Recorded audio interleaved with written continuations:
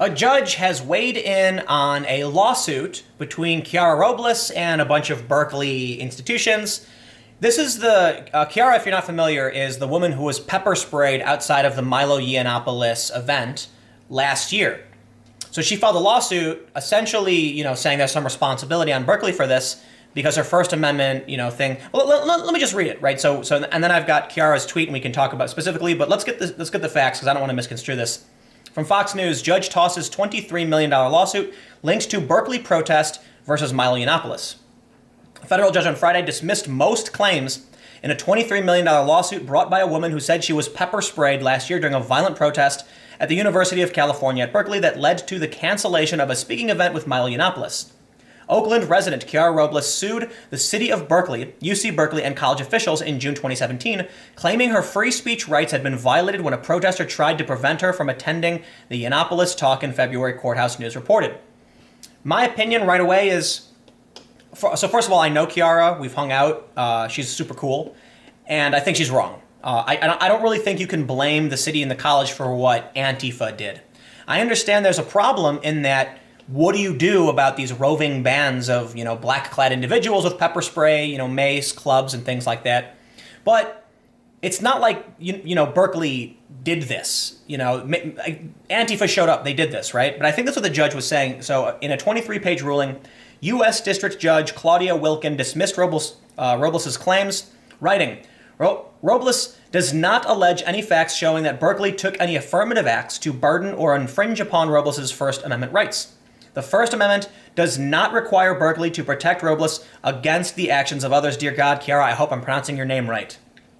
The judge dismissed Robles' claim against UC President Janet Napolitano, UC Berkeley Chancellor Nicholas Dirks, and Antifa. The San Francisco Chronicle reported. Wait, she sued Antifa? I didn't know you could do that. Didn't know that was a thing. Yiannopoulos' scheduled talk on the UC Berkeley campus on February 1st, 2017 stirred up violent protests from the far left, which ultimately led to the event's cancellation. Robles said she was pepper sprayed during an interview with a television station on the school's premises. So I'll come back to this, but I actually have that video. So actually I have the tweet from Chiara. Watch me get pepper sprayed by peaceful protesters at UC Berkeley. You can see that she's clearly being facetious. But she got 10,000 retweets, and then here's the actual tweet. So let's play the video. I don't know. It's just protesters here right now. Who knows? Who knows? I think it's still up in the air. What did you want to hear? I'm not exactly certain what you mean by that necessarily. What did you want to hear when you attend that speech? What did you want to hear? I do that anyway. I'm looking to just make a statement by being here, and I think the protesters are doing the same. And props to them for the ones who are doing it non-violently, but I think that's a very rare thing indeed. Are you surprised? And there it is, one more time, because it was pretty quick, right? Video ends right there. But get ready for it. So it's really funny. Chiara says in that video, she says something like she's grateful for she just wants to be there to make a statement, and she thinks the protests are doing the same thing. She says that it's great that some of them are doing it peacefully, but she thinks it's kind of like a rare thing. I couldn't really hear exactly what she was saying, but it was something to that effect. And then right after saying that, she gets pepper sprayed in the face. So back to the Fox News story. In a suit filed on Robles' behalf in June, her attorneys alleged authorities stood down amid the escalation of violence, I'm assuming they meant, writing, nearly 100 campus police and SWAT members waited in the Student Union building within eyesight of the violence happening outside, watching as protesters became more belligerent and dangerous.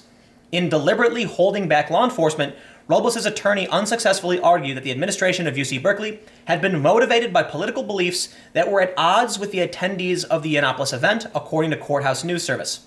In a rebuttal cited by the Washington Times, we'll grab this one. UC Berkeley has said authorities responded to the event in a manner designed to minimize injuries to innocent members of the surrounding crowd, defend the building from incursion by masked attackers, and protect and safely remove the speaker.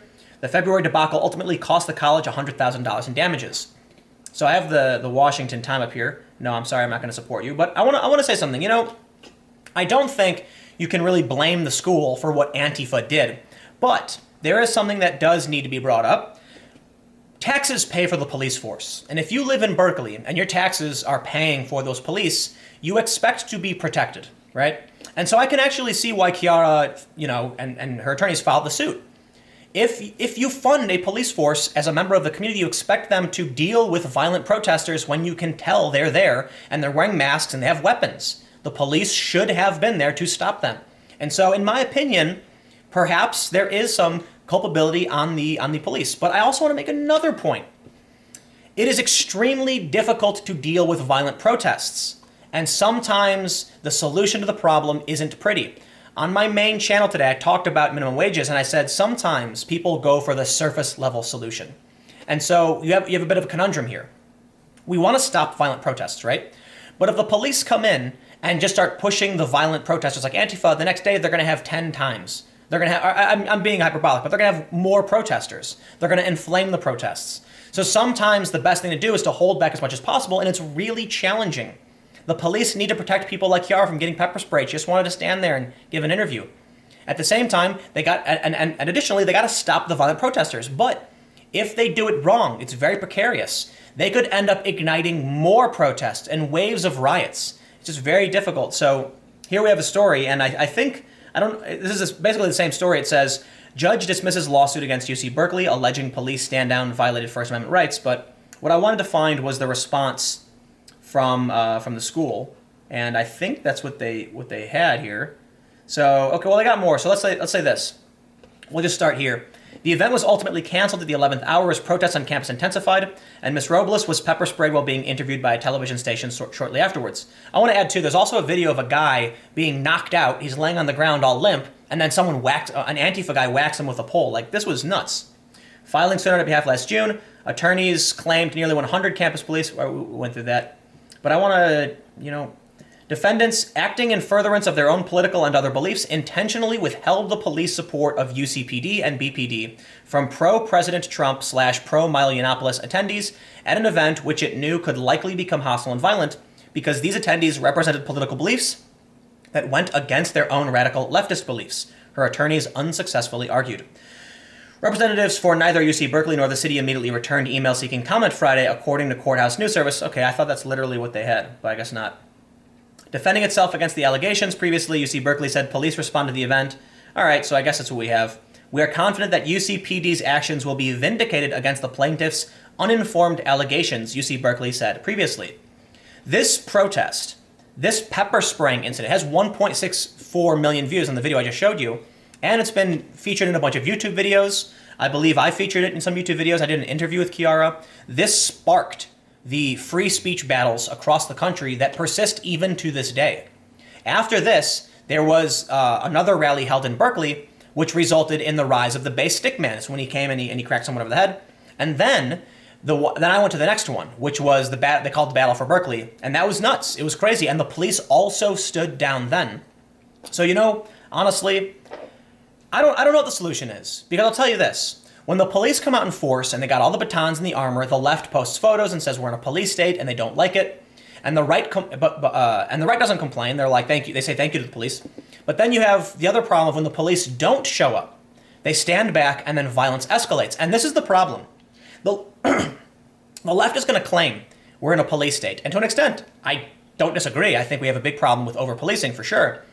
But here's what happens. If the police show up, they're going to say, oh no, look at all these violent police. And when the police don't show up, they get violent. So what do you do? Right? This is the challenge. What is the solution to solving this problem? Because if there's too many police, then all the photos are going to go viral and people are going to say there's a massive crackdown and what is this? It's a waste of money.